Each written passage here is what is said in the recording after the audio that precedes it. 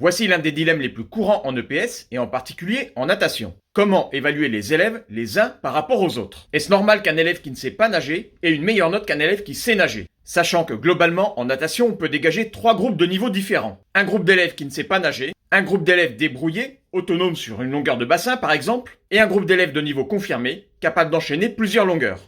Évidemment, tu ne peux pas travailler la même chose avec chacun des groupes. Les contenus, les objets d'enseignement vont être différents, et du coup il est impossible de proposer une évaluation commune à tous les groupes. Les non-nageurs ne s'en sortiraient pas, et c'est trop discriminant pour eux. Tu es donc obligé de passer par des évaluations différentes en fonction des niveaux. Et c'est là que le dilemme se pose. Des élèves qui ne savent pas nager peuvent très bien avoir une meilleure note que des élèves débrouillés, voire confirmés. Est-ce que c'est juste? Injuste? Pourquoi est-ce que celui qui fait un test de 6 minutes et qui galère à le terminer aura une moins bonne note qu'un élève non nageur à qui on demanderait de sauter dans l'eau, d'aller chercher un objet en grande profondeur ou bien de faire la planche? Ce qui a été enseigné et les compétences acquises ne sont pas les mêmes, on est d'accord. Mais chacun à son niveau peut être plus ou moins performant ou plus ou moins en réussite. Faut-il comparer un nageur confirmé avec un non-nageur? Certains diront que, après tout, si tu ne sais pas nager, c'est tant pis pour toi, tu mérites une mauvaise note. Quand on apprend à lire, certains ont la chance de déjà maîtriser cette compétence, parce qu'à la maison ils ont des livres et des parents qui les accompagnent dans cet apprentissage. Et d'autres, non. Et en français en général, celui qui sait lire a une meilleure note que celui qui ne sait pas lire. Vaste sujet, en tout cas voici un dilemme auquel les professeurs de PS sont régulièrement confrontés et qui amène discussion et réflexion.